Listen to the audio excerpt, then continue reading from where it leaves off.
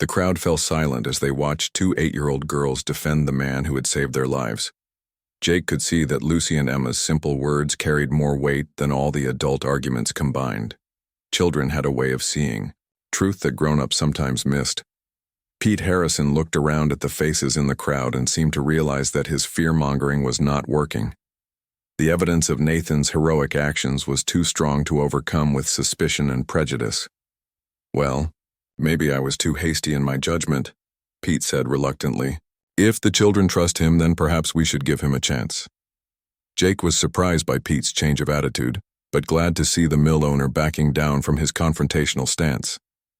Unity was more important than being right, especially when the community had just survived a real threat. Dr. Grant approached Nathan with her scanner one more time. "I would like to monitor your condition regularly if you do not mind," she said. "The integration of alien technology with human biology is unprecedented. We could learn a great deal that might help other people in the future." Nathan nodded his agreement. "The knowledge might be useful if other communities face similar threats," he said. "The Devourers have attacked many worlds. Other human settlements should be prepared." This statement caused another stir in the crowd. People had not fully understood that the alien attack on Cedar Ridge might be part of a larger pattern of aggression across the galaxy.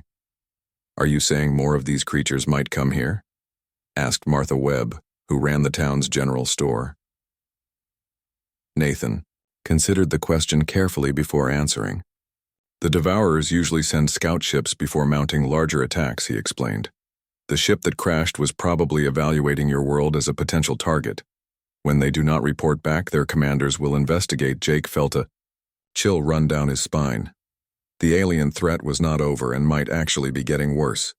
Cedar Ridge needed to prepare for possible future attacks. "What can we do to protect ourselves?" Jake asked. Nathan's enhanced senses seemed to be monitoring something in the distance. He tilted his head slightly as if listening to sounds no one else could hear. "The Guardian network is already spreading. Early warning systems to human colonies," he said. "I can serve as a communication link and defensive coordinator for this region. But the community will need to work together." Keth stepped forward with interest. "The Velkari have experience fighting Devourers on our homeworld," he offered. "We can teach humans our defensive techniques." Dr. Grant looked excited by the possibilities. "If we combine human technology with Velkari knowledge and Guardian enhancements, we could create a very effective defense system." Jake could see that Nathan's transformation was becoming a catalyst for cooperation rather than division.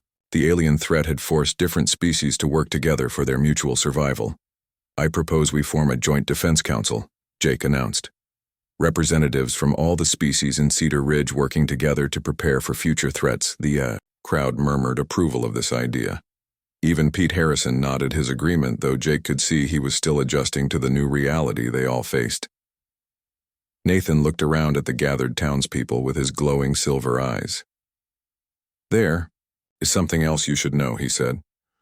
"The Guardian technology has shown me that humans have a special gift. Your species forms protective bonds faster and stronger than most others in the galaxy." Lucy and Emma were listening intently to Nathan's words, even though Jake doubted they understood all the implications. "What kind of gift?" Dr. Grant asked with scientific curiosity. "Humans will sacrifice themselves for strangers," Nathan explained. "You adopt children from other species. You risk your lives to save people you barely know. This kind of behavior is extremely rare among intelligent races." Jake thought about his own willingness to risk everything to find his daughters. He thought about Nathan's transformation to protect children who were not even his own family. Maybe humans did have something special that other species lacked. "The Guardian network has been watching human expansion across the galaxy," Nathan continued. "Your species has the potential to become the greatest protectors the universe has ever known, but only if you can overcome your tendency toward fear and division." Pete Harrison looked uncomfortable as Nathan's words seemed directed at his earlier prejudices, but to his credit the mill owner stepped forward with a sincere expression. "I owe everyone an apology," Pete said loudly. "I let fear make me say things that were wrong and hurtful. Nathan is a hero, and the Velkari are our neighbors. From now on, I want to help build cooperation instead of tearing it down." Jake was impressed by Pete's public admission of error. It took courage to change deeply held beliefs, especially in front of the entire community. The crowd began to disperse as people returned to their homes and businesses. But Jake could see that conversations continued in small groups as folks discussed the day's revelations. Cedar Ridge would never be quite the same after learning about alien threats and guardian protectors. Claire took Lucy and Emma inside to get them cleaned up and fed after their mountain adventure. The girls continued chattering excitedly about their experience with Nathan and the pretty lights under his skin. Nathan prepared to return to his mountain cabin, but Jake stopped him before he could leave. "You are always welcome here," Jake said sincerely. "Your cabin might be your home, but Cedar Ridge is your community. We need you, and we want you to be part of what we are building." Nathan smiled, and the silver glow in his eyes seemed warmer. "The Guardian Network spans many worlds," he said. "But this little town on the frontier might become something very special. I will be proud to help protect it." As Nathan walked away toward the mountains, Jake realized that the disappearance of his daughters had led to something much larger than a simple rescue. Cedar Ridge had discovered its potential to become a model of interspecies cooperation, defended by enhanced human guardians. The future would bring new challenges, but Jake felt confident that his community was ready to face them together.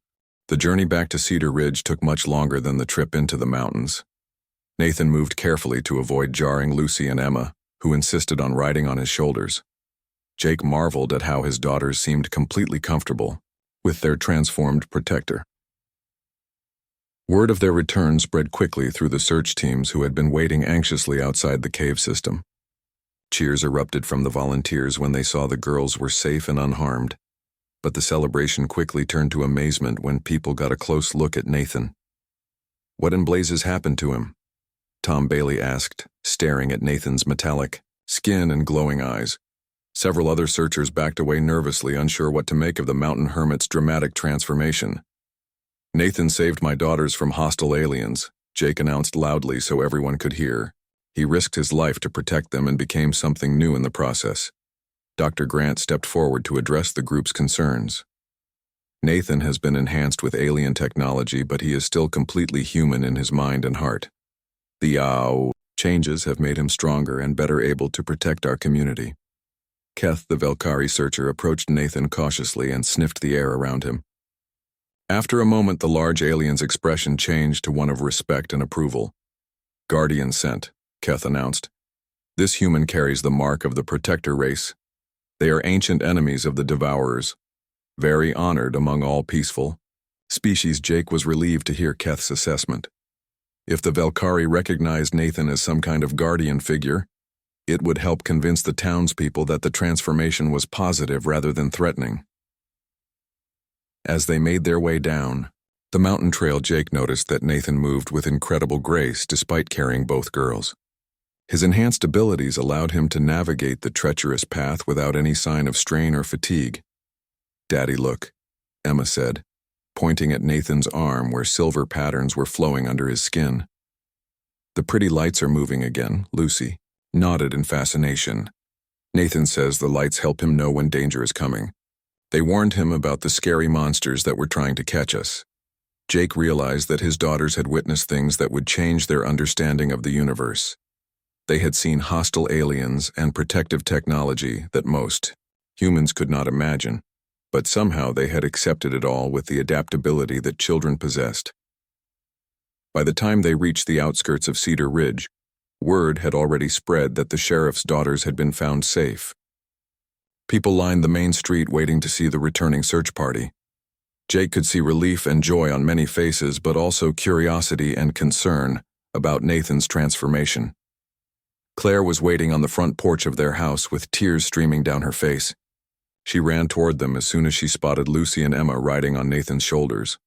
"My babies," she cried, gathering both girls into her arms. "I was so scared I would never see you again." The girls hugged their mother tightly and began talking, excitedly about their adventure. They told her about getting lost in the woods, seeing strange lights, finding Nathan's cabin, and hiding in the safe cave while he fought the monsters. Claire looked up at Nathan with gratitude and amazement. "Thank you," she said simply. "Thank you for bringing them home." Nathan nodded politely, but Jake could see that his old friend was uncomfortable with all the attention. The mountain hermit had always preferred solitude, and being the center of a crowd was difficult for him. Pete Harrison pushed through the gathered townspeople with an angry expression on his face. Jake could see that the mill owner was preparing to make trouble despite the happy outcome of the search. "Hold on just a minute," Pete announced loudly. "This man is not human anymore. How do we know he is not dangerous? How do we know this whole story is true?" A murmur of concern rippled through the crowd. Jake could see that some people were starting to look at Nathan with suspicion rather than gratitude. "I saw the alien crash site myself," Jake said firmly. "I saw the evidence of the battle Nathan fought to protect my daughters. He is a hero, not a threat." Dr. Grant stepped forward with her scanner still showing readings from Nathan's enhanced body. "The technology Nathan carries is defensive in nature," she explained to the crowd. "It is designed to protect innocent life, not harm it." But Pete was not satisfied with these explanations. "Alien technology changes people," he argued. "How long before he decides humans are the enemy? How long before he turns on us all?" Jake felt anger building in his chest. After everything Nathan had done, Pete was still trying to spread fear and suspicion. "Nathan Cross has lived peacefully in these mountains for years," Jake said, stepping closer to Pete. "He saved my children when they were in mortal danger. Anyone who has a problem with that will have to answer to me." Keth the Velkari moved to stand beside Jake in a show of support. "The Guardian technology chooses only those with pure hearts," he said in his deep voice. "This human has been honored by ancient protectors. All peaceful species should respect him." The crowd seemed torn between Pete's fear-mongering and the evidence of Nathan's heroic actions. Jake could see that public opinion could go either way depending on what happened next. Nathan himself had remained silent during the argument, but now he stepped forward to address the townspeople directly. His silver eyes glowed softly as he looked around at the faces watching him.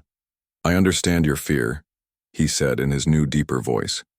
"Change is always frightening, especially when it involves things you do not understand. But I am still the same, man who has lived quietly in your mountains for years. The only difference is that now I can better protect the people I care about." Lucy and Emma had been listening to the adult conversation with serious expressions. Now Lucy stepped away from her mother and walked over to stand beside Nathan. "Nathan is good," she announced to the crowd. "He kept us safe when the monsters wanted to hurt us. Anyone who says bad things about him is wrong." Emma joined her sister in defending their protector. "The pretty lights inside Nathan are happy lights," she said. "They sing nice songs and keep scary things away." Jake felt pride in his daughters' courage and loyalty. Even as children, they could see past Nathan's physical changes to recognize the good man underneath. Dr. Grant approached Nathan carefully with her scanner held out in front of her. The device was making soft chiming sounds as it analyzed whatever had happened to the mountain hermit. Jake stayed close behind her while Ben and Tom kept watch at the cave entrance. "Nathan," Jake called out, trying to wake his old friend. "Can you hear me? It is Jake Morrison." Nathan's eyes opened slowly, revealing pupils that now had a faint silver glow. He looked at Jake with recognition but seemed confused about where he was and what had happened. "Jake," Nathan said in a voice that sounded deeper than usual. "You found us. Good. The children are safe." Lucy and Emma sat up on Nathan's chest and looked between their father and the man who had protected them. They seemed completely comfortable with Nathan despite his strange appearance. "Tell me what happened," Jake said, kneeling down beside Nathan. "How did you find my daughters and what changed your body like this?" Nathan took a deep breath and seemed to gather his thoughts. The silver patterns under his skin pulsed gently as he began to speak. "2 nights ago I was checking my traps when I saw lights in the sky," Nathan explained. "A ship crashed in the valley below my cabin. I went to investigate and found something terrible." He paused and looked at the girls with concern. Jake could see that Nathan was trying to decide how much to say in front of Lucy and Emma. "The ship carried creatures that hunt other living beings for food," Nathan continued carefully. "They had come to your planet to gather resources. When they crashed, some of them survived and began looking for prey." Dr. Grant was studying her scanner readings with growing amazement. Nathan, your body has been enhanced with some kind of nanotechnology, she said. It appears to be repairing damage and increasing your physical abilities. Nathan nodded slowly. When I found your daughters wandering in the woods, the creatures were hunting them. I fought the aliens to protect Lucy and Emma, but one of them infected me with something before it died. Jake felt anger and fear building in his chest. Hostile aliens had been hunting his children, and Nathan had risked his life to save them. The infection should have killed me, Nathan went on. But the nanotechnology was not meant to harm. It came from a peaceful alien race that had been fighting these predators for centuries. Lucy spoke up from where she sat beside Nathan. The scary monsters were trying to catch us, but Nathan fought them and scared them away. Then he got sick, but the pretty lights under his skin made him better. Emma nodded agreement. He carried us to this safe cave and sang to us so we would not be afraid. The lights kept us warm when it got cold. Dr. Grant looked up from her scanner with excitement. The nanotechnology has created a protective field around all three of you, she announced. It has been maintaining optimal body temperature and even providing nutrition. That is why the girls are not hungry or thirsty. Despite being missing for 2 days, Jake began to understand what had happened. Nathan had encountered hostile aliens who were hunting his daughters. In the fight to protect them, Nathan had been infected with defensive technology from a friendly alien species. The nanobots had saved his life and enhanced his abilities to better protect the children. Where are these predator aliens now? Jake asked, looking around the cave nervously. Nathan's expression became grim. Dead. All of them.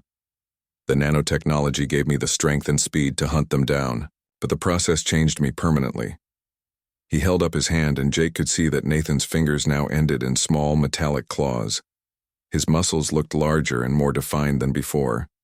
The infection had turned him into something between human and alien. The technology has connected me to a network of peaceful aliens across the galaxy, Nathan explained. They have been fighting the predators for thousands of years. Now I can help them protect other worlds from attack. Dr. Grant was taking detailed readings of Nathan's enhanced body. This is incredible, she said. The integration is perfect. You retain your human consciousness, but have gained alien abilities. Jake realized that Nathan had made the ultimate sacrifice to protect his daughters. The man had allowed himself to be transformed into something new in order to defeat the creatures that threatened Lucy and Emma. Will you be able to live normally? Jake asked with concern for his old friend. Nathan considered the question carefully. I will never be fully human again, but I am not unhappy about the change. The technology has given me a purpose. I can protect your settlement from future threats. Lucy and Emma seemed sad that their adventure was ending. They had formed a bond with Nathan during their time in the cave and obviously trusted him completely. Can Nathan come visit us sometimes? Lucy asked her father. He tells really good stories about the stars. Jake looked at Nathan and saw understanding pass between them. The mountain hermit had risked everything to save Jake's family. Whatever he had become, Nathan was still a good man who deserved respect and friendship. Nathan will always be welcome in our home, Jake promised. He is a hero who saved my daughters. Dr. Grant finished her scans and packed away her equipment. We should get everyone back to town, she suggested. People are worried and they need to know the children are safe. As they prepared to leave the cave, Jake realized that Nathan's transformation might help solve the tension in Cedar Ridge. If hostile aliens were a real threat, then having an enhanced protector would bring the community together rather than drive it apart. Nathan stood up slowly, and Jake could see that his friend moved with new grace and strength. The nanotechnology had healed old injuries and enhanced his natural abilities. He was no longer just a mountain hermit, but something much more important. Thank you, Jake said simply, knowing that no words could express his gratitude. Nathan smiled, and the silver glow in his eyes seemed warmer. Protecting innocent people is what we do, Jake. Some things never change. The narrow canyon led the search party deeper into the heart of the mountain range where few humans had ever traveled. Jake felt the weight of responsibility pressing down on him with each step. Every minute that passed meant his daughters were still somewhere in this dangerous wilderness. The trail they followed became harder to read as the ground turned from dirt to solid rock. But Keth continued to pick up scents that kept them moving in the right direction. The Valkyries' enhanced nose could detect traces that would be invisible to human senses. "The child's scent is stronger now," Keth reported as they climbed over a pile of fallen boulders. "They passed this way recently. Maybe yesterday Dr. Grant was still getting readings on her scanner, but the device seemed to be malfunctioning in the high altitude. Strange energy patterns danced across its screen and the beeping became irregular. Something is interfering with the electronics," she said, tapping the side of the machine. "There must be a powerful energy source nearby." Jake felt a growing sense of urgency as the afternoon sun moved across the sky. Soon it would be dark, and searching these treacherous mountains at night would be nearly impossible. They needed to find Nathan and the girls before they lost the light. The canyon opened into a wider valley surrounded by steep walls of gray stone. At the far end, Jake could see the dark opening of what looked like a large cave system. The tracks they had been following led directly toward those caves. "I do not like this," Ben Carter said, staring at the cave entrance. "Those holes go deep into the mountain. If someone gets lost in there, we might never find them." Jake understood Ben's concern, but they had no choice except to follow where the way trail led. His daughters were somewhere ahead, and he would not abandon them no matter how dangerous the path became. As they approached the cave entrance, Dr. Grant's scanner suddenly came back to life with loud, urgent beeping. The screen showed multiple life signs detected somewhere inside the mountain. 3 human signatures, she announced with excitement. 2 small and 1 larger. They are definitely in there. Jake felt relief flood through him. Lucy and Emma were alive and apparently with Nathan, but relief quickly turned back to worry as he realized they would have to enter the cave system to reach them. "The energy readings are off the charts." Dr. Grant continued studying her device. "Whatever is causing the interference is very close to the human signatures." Keith was standing at the cave mouth with his fur bristling and his lips pulled back to show large teeth. Every instinct the Valkyrie possessed was telling him that danger waited in the darkness ahead. "Predator scent very strong here," he growled. "Death smell. Old blood. This place is not safe." Jake knew they had to go into the caves regardless of the danger. His daughters needed him, and he would not let fear stop him from reaching them. But he also knew they needed to be smart about how they proceeded. "Tom and Ben, come with me," he decided. "The rest of you wait here and guard the entrance. If we are not back in 2 hours, send word to town for more help." Dr. Grant stepped forward with her medical bag and scanner. "I am coming with you," she said firmly. "If the children are hurt, they will need medical attention." Jake nodded and checked his rifle to make sure it was loaded and ready. Ben and Tom did the same while Dr. Grant attached a small light to her scanner to help them see in the darkness. The cave entrance was wide enough for 3 people to walk side by side. Cool air flowed out from the depths, carrying strange smells that made Jake's nose wrinkle. Keth had been right about the scent of old blood and death. They moved slowly into the mountain, using their lights to examine the rocky walls and floor. The cave seemed to be natural rather than carved by intelligent beings. Water had worn smooth passages through the stone over thousands of years. After walking for 10 minutes, they came to a place where the main tunnel split into 3 different directions. Jake was about to decide which way to go when Dr. Grant's scanner showed the human life signs were coming from the middle passage. "This way," she whispered, pointing toward the center tunnel. "The readings are getting stronger." The middle passage sloped downward and became narrower as they descended deeper into the mountain. Jake had to duck his head in places where the ceiling dropped low. The air grew warmer and carried a strange metallic taste. Suddenly they heard voices echoing from somewhere ahead. Jake's heart jumped as he recognized the sound of children talking quietly. Lucy and Emma were definitely somewhere in these caves, and they seemed to be unharmed, but mixed with the familiar voices of his daughters was a deeper sound that Jake could not identify. It was like someone humming or singing, but the tone was wrong for a human voice. They moved forward more carefully now, trying not to make noise that might alert whatever was ahead to their presence. The passage opened into a larger chamber where their lights revealed an amazing sight. Nathan Cross sat, with his back against the far wall of the cave. Lucy and Emma were curled up asleep on his chest and arms like they were using him as a living pillow. But Nathan himself looked very different from the last time Jake had seen him. Nathan's skin had taken on a silver metallic sheen that reflected their lights. His eyes were closed and he seemed to be in some kind of deep sleep or trance. Strange. Patterns of light moved slowly under his skin like glowing rivers. "My God," Dr. Grant whispered, scanning Nathan with her device. "His body is infused with some kind of alien technology. The readings are incredible." Jake wanted to rush forward and grab his daughters, but something told him to be careful. Nathan looked peaceful, but the changes to his body suggested something serious had happened to him. "Lucy, Emma," Jake called softly. "Can you hear me?" The girls stirred and opened their eyes. When they saw their father, they smiled sleepily, but did not seem afraid or upset. "Hi, Daddy," Lucy said in a quiet voice. "Nathan found us when we got lost. He kept us safe from the scary monsters." Emma nodded agreement and snuggled closer to Nathan's chest. "He is really warm and makes nice humming sounds. We were not scared at all." Jake felt tears of relief running down his face. His daughters were safe and seemed completely unharmed. But he still did not understand what had happened to Nathan or what the girls meant about scary monsters. The search teams prepared to move into the dangerous mountain territory that surrounded Cedar Ridge. Jake knew this area was much more challenging than the gentle woods near town. The mountains held steep cliffs, loose rocks, and caves where someone could easily get lost or hurt. This was also the territory of Nathan Cross, the man most folks called the Mountain Hermit. Nathan lived alone in a cabin somewhere high in the peaks and rarely came to town except for supplies.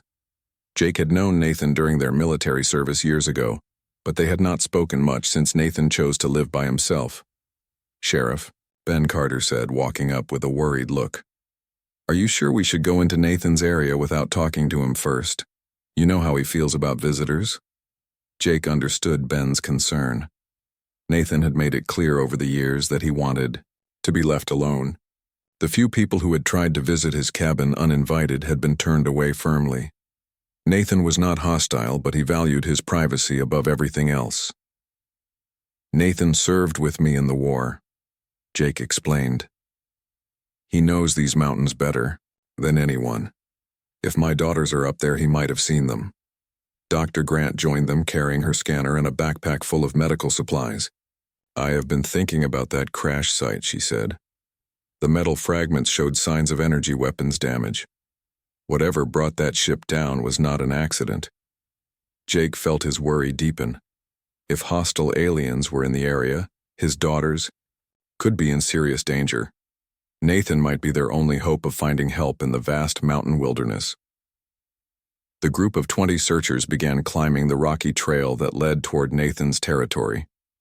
The path was narrow and dangerous, with steep drops on one side and loose stones that could cause someone to fall. Jake tried not to think about two 8-year-old girls trying to navigate this treacherous route in the dark. After 3 hours of hard climbing, they reached a flat area where Nathan was known to have built his cabin. But when they arrived, the small wooden building appeared to be empty. No smoke came from the chimney and the windows were dark. Jake approached the cabin carefully and knocked on the heavy wooden door. When no answer came, he tried the handle and found it unlocked. This surprised him because Nathan was usually very careful about security. Inside the cabin was neat and clean, but showed no signs of recent use. The fireplace was cold, and a thin layer of dust covered the simple furniture. It looked like Nathan had not been home for several days. "This is strange," Jake said, looking around the single room that served as Nathan's entire living space. "Nathan never leaves his cabin for more than a day or two." Ben Carter was examining the area around the cabin's entrance. "Sheriff, come look. At this," he called out. Jake hurried outside to see what Ben had found. There in the soft dirt near the cabin were clear footprints from several different sources. Some were large boots that probably belonged to Nathan, but mixed in with them were smaller prints that looked like they could belong to children. "Those could be from Lucy and Emma," Jake said, kneeling down to examine the small footprints more closely. The size and pattern matched what he expected from his daughter's shoes. Dr. Grant was scanning the area with her alien technology device. Suddenly, the machine began making rapid beeping sounds and lights flashed across its surface. I'm getting strong readings of recent human activity, she announced. At least 3 people were here within the last 2 days. 2 of the signatures are much smaller than the third. Jake felt a mixture of hope and fear. The evidence suggested his daughters had been at Nathan's cabin recently. But where were they now? And where was Nathan himself? Keth, the Velkari searcher, was sniffing around the edges of the clearing with his enhanced nose working overtime. Suddenly he stopped and made a low rumbling sound that Jake had learned meant he was troubled.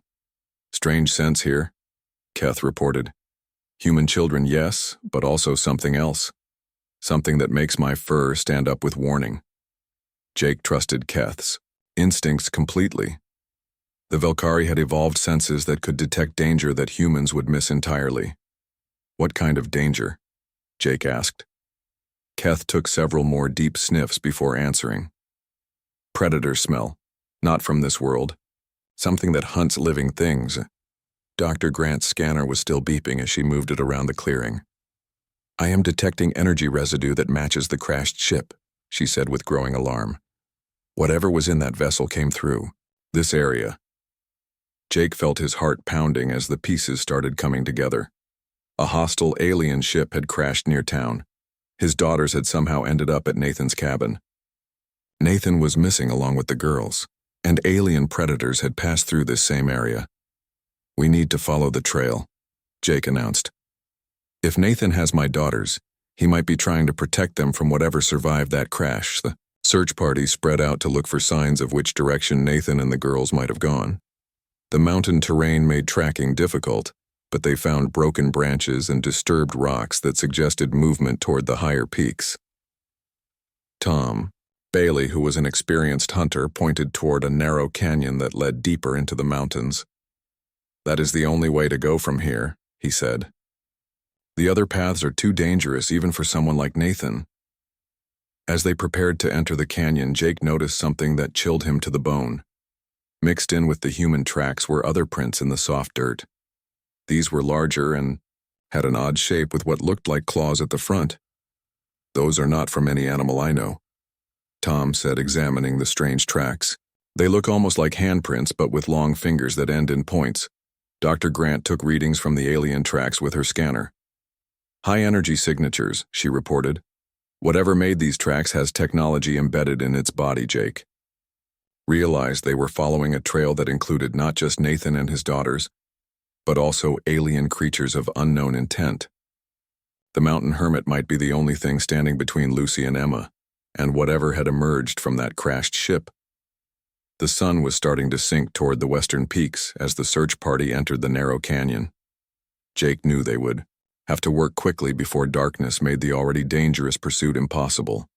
Somewhere ahead in the vast mountain wilderness, Nathan Cross was either protecting Jake's daughters, or all 3 of them were in terrible danger.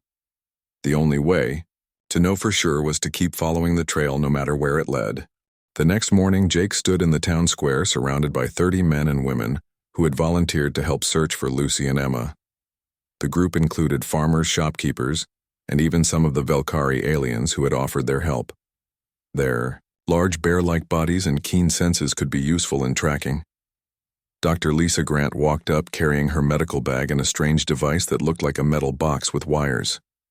She was the town's only doctor and also knew more about alien technology than anyone else in Cedar Ridge. This scanner can detect human life signs from about half a mile away, she explained to Jake. It might help us find the girls if they are hiding somewhere. Jake nodded gratefully. Any tool that might help was welcome. He divided the searchers into 6 groups, with each group taking a different direction from town. The plan was to search in expanding circles and meet back at noon to share what they found. Ben Carter led one group toward the eastern farms, while Jake took another group into the thick woods that grew along the creek. The morning air was crisp and birds sang in the trees, but Jake could not enjoy the peaceful sounds. Every minute that passed meant his daughters were still missing. As they searched through the underbrush, Jake thought about the different possibilities.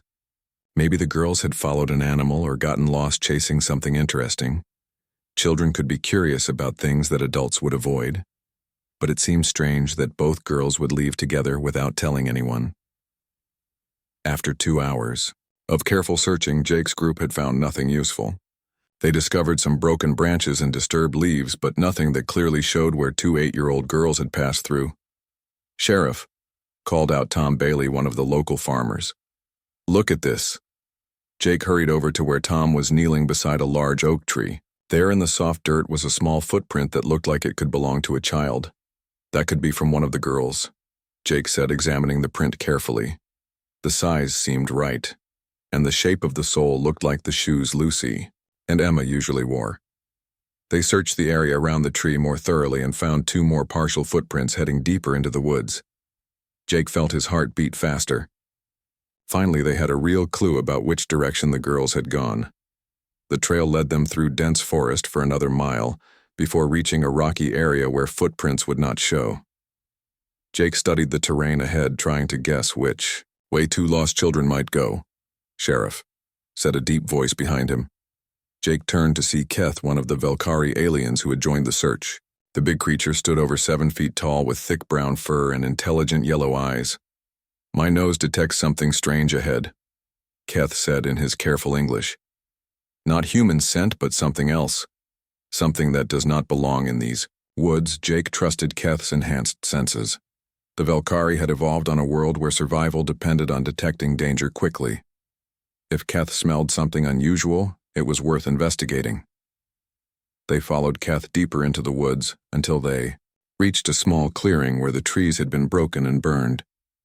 The damage looked recent, maybe only a day or 2 old. Pieces of twisted metal were scattered among the broken branches. "This looks like a crash site," Dr. Grant said, walking carefully around the debris. "Some kind of aircraft went down here." Jake felt a chill run down his spine. If an alien ship had crashed near town, it might explain what happened to his daughters.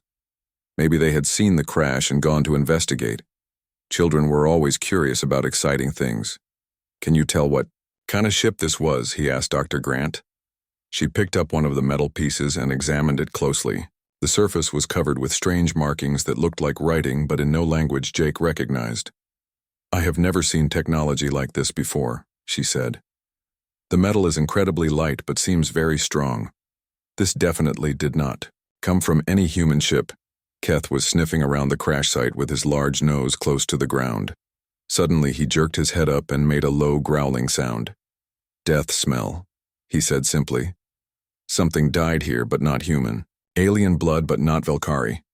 Jake felt relieved that no human blood was present, but worried about what kind of aliens might have been in the crashed ship. Not all alien species were peaceful like the Velkari.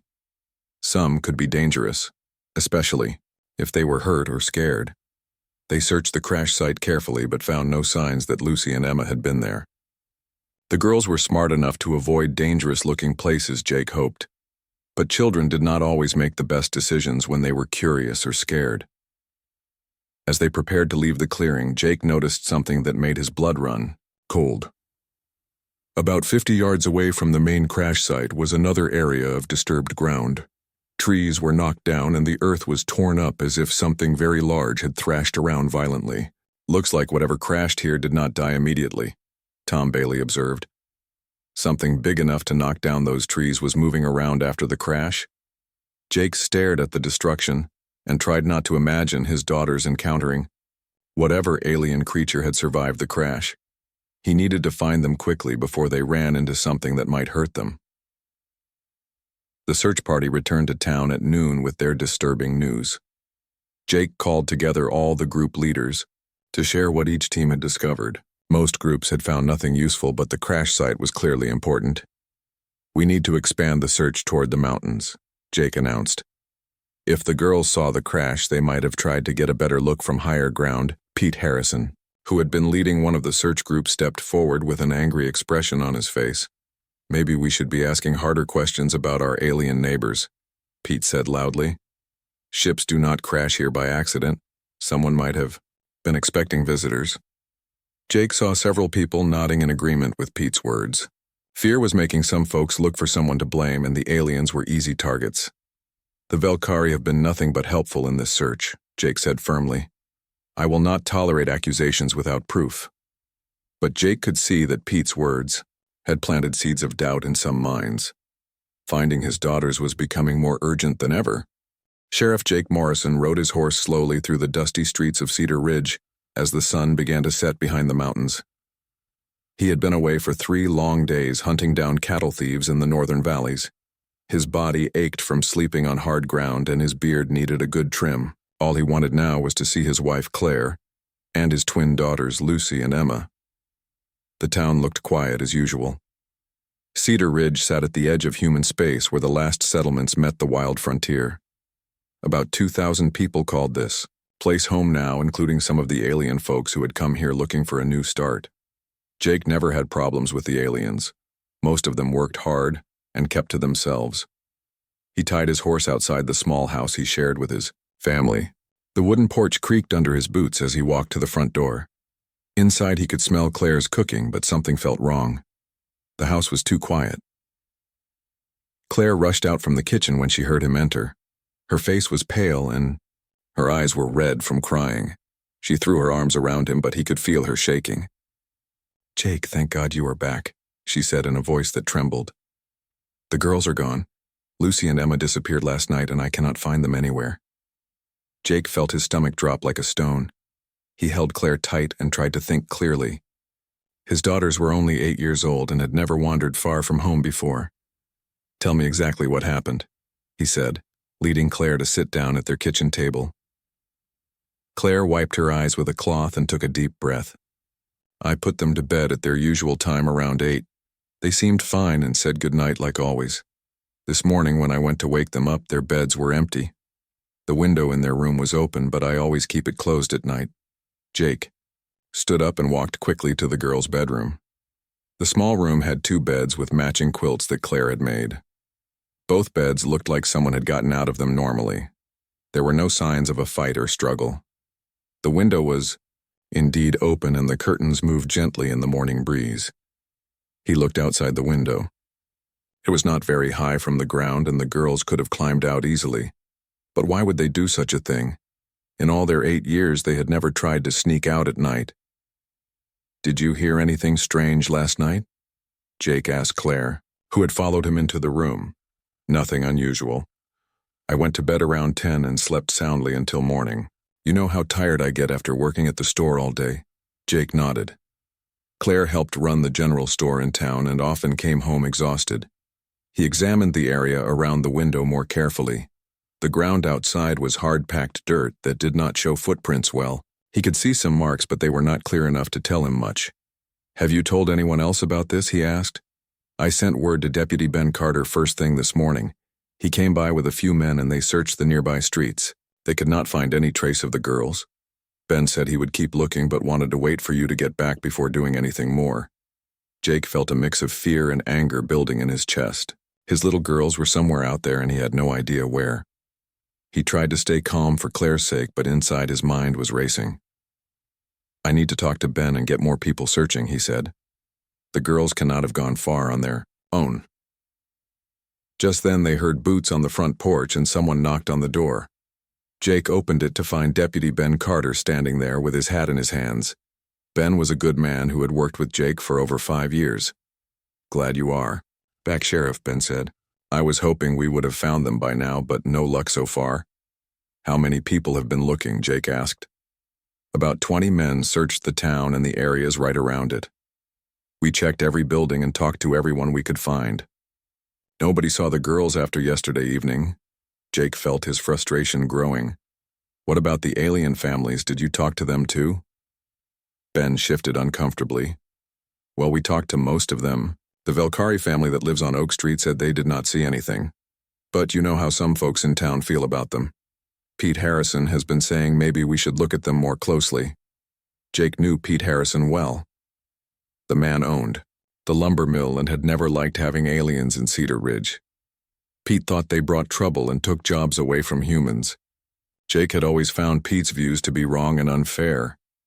"The Velkari have been good neighbors since they arrived 2 years ago," Jake said firmly. "I do not want to hear talk about blaming them without proof." "I agree, Sheriff, but people are scared. When children go missing, folks start pointing fingers." Jake understood the fear, but he also knew that panic could make people do stupid things. He needed to find his daughters before the town turned on itself. Get every available man together, he told Ben. We are going to search every inch of this area before dark. Check the woods, the creek, and the old mining trails. Also send someone to ride out to the neighboring farms. Ben nodded and hurried away to gather more searchers. Jake turned back to Claire, who was standing in the doorway looking lost and afraid. We will find them, he promised her. Lucy and Emma are smart girls. They know how to take care of themselves. But even as he said the words, Jake felt doubt creeping into his mind.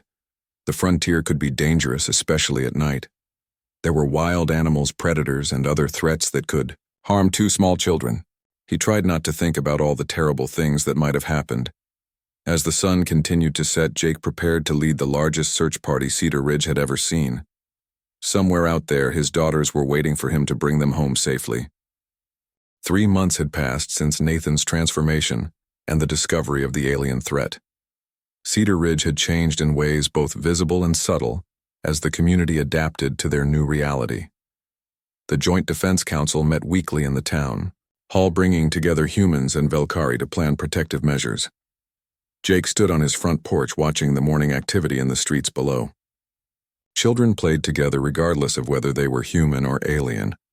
Lucy and Emma had become something of celebrities among the younger residents who were fascinated by their adventure with the Mountain Guardian. Dr. Grant had established a small research station near Nathan's cabin, where she monitored his enhanced abilities and studied Guardian technology. Her reports showed that Nathan's integration was continuing to evolve in positive ways. His senses had grown incredibly acute, and his physical capabilities far exceeded normal human limits. More importantly, Nathan had developed an ability to detect hostile alien activity across vast distances. 3 times over the past months, he had warned the town about approaching Devourer scout ships. Each time, the advance notice had allowed Cedar Ridge to activate defensive measures that turned the predators away without a fight. The Velkari had proven invaluable in teaching defensive techniques to human volunteers. Keth had become the unofficial military advisor, helping to train a citizen militia that could respond quickly to threats. His knowledge of Devourer tactics had saved many lives on worlds throughout the galaxy. Pete Harrison had undergone perhaps the most dramatic personal transformation in Cedar Ridge.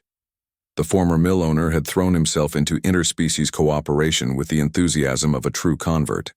His lumber operation now employed both humans and Velkari working side by side on construction projects. "Daddy, look!" Lucy called out from the yard where she and Emma were playing with their new friend Nira. The young Velkari cub had arrived with her family just last week, seeking refuge from Devourer attacks on their home system. Jake walked down to see what had caught his daughter's attention. The 3 children were gathered around a small device that projected holographic images into the air above their hands. "Nathan gave us this to practice with," Emma explained. "It teaches us about different alien species and how to recognize which ones are friendly." Jake was amazed by how quickly his daughters had adapted to their new reality. They spoke casually about galactic politics and alien technology, as if such things were perfectly normal parts of childhood. "He says we have special talents for understanding other species," Lucy added. "The pretty lights in the device get brighter when we hold it together." Jake wondered what Nathan saw in his daughters that made him think they had unusual abilities. But given everything that had happened, he was willing to trust the enhanced Guardian's judgment about such things. A familiar figure appeared on the mountain trail that led down to town. Nathan made this journey twice a week now to meet with the Defense Council and check on the community's well-being. His enhanced senses allowed him to monitor the entire valley from his mountain position. As Nathan approached, Jake could see that his old friend looked more comfortable with his transformation than he had in the early days. The silver patterns under his skin had stabilized into elegant designs that seemed almost artistic. His glowing eyes held wisdom that went far beyond normal human experience. "Good morning, Sheriff," Nathan said with a slight smile. "The Guardian network reports increased Devourer activity in nearby systems. We should discuss additional defensive preparations." Jake nodded and fell into step beside Nathan as they walked toward the town hall. "Have you learned anything new about why they are targeting human settlements?" "The Devourers are confused by human behavior," Nathan explained. Most species they encounter either fight desperately or surrender quickly. Humans do neither. You fight intelligently while protecting others even at great personal cost. And that bothers them. It terrifies them. The Devourers have conquered thousands of worlds by exploiting fear and selfishness. But humans form protective bonds that transcend species barriers. You adopt alien refugees. You sacrifice yourselves for strangers. You share resources with people who have nothing to offer in return. Jake thought about Cedar Ridge's recent growth, as word spread about their interspecies community. Refugees from a dozen different worlds had found welcome here. The town's population had doubled, but somehow, everyone found ways to contribute and belong. The Guardian Network believes human. Communities like Cedar Ridge represent evolution in action, Nathan continued. If your species can overcome its tendency toward tribal thinking, you might become the first truly universal protectors. They had reached the town hall where other council members were already gathering. Keth was there along with Dr. Grant and representatives from several refugee families. Pete Harrison arrived carrying a folder full of construction plans for expanded housing. Nathan detected 3 more scout ships approaching the outer system. Jake announced to the group, "We need to review our response protocols." The meeting that followed demonstrated how much Cedar Ridge had learned about cooperative defense. Plans were made quickly and efficiently, with each species contributing their unique strengths. The Velkari would use their enhanced senses to track the approaching ships. Humans would coordinate technology and logistics. Other refugee species would provide specialized knowledge about devourer weaknesses, but perhaps most importantly, Nathan would serve as an early warning system and last line of defense if the aliens managed to reach the planet's surface. After the meeting, Nathan walked with Jake toward the sheriff's house where Claire was preparing lunch for the family. Lucy and Emma spotted their friend coming and ran to greet him with excited chatter about their morning lessons. "The holographic teacher says we are learning very fast," Lucy announced proudly. "It thinks we might be able to help other children learn about different alien species." Nathan knelt down to the girl's eye level and his silver eyes glowed softly as he spoke. "The universe is full of wonderful people who look different from humans," he said. "Your gift is seeing past those differences to find friendship and understanding." Emma nodded seriously. "Like how Nira looks like a bear, but she is really just a little girl who misses her old home." "Exactly," Nathan said with approval. "That kind of wisdom will help build bridges between species that have never trusted each other before." Jake realized that his daughters were growing up in a universe far more complex and dangerous than the one he had known as a child. But they were also growing up with opportunities for friendship and cooperation that previous generations could never have imagined. As they sat down for lunch together, Jake reflected on how much their lives had changed since that terrifying night when Lucy and Emma disappeared. What had seemed like a family tragedy had become the foundation for something much larger and more important. Nathan had given up his human limitations to become something new and powerful. But in doing so, he had also given Cedar Ridge a chance to become a model for the rest of humanity. The Mountain Guardian watched over them all, ensuring that this small frontier town could serve as proof that different species could live and work together in peace. The future would bring new challenges as the Devourer threat continued to grow across the galaxy. But Jake felt confident that Cedar Ridge was ready to face whatever came next. They had learned that the greatest strength came not from weapons or technology, but from the willingness to protect each other regardless of species or origin. Nathan's transformation had shown them that true guardianship meant becoming something greater than what you were before in service of those who needed protection.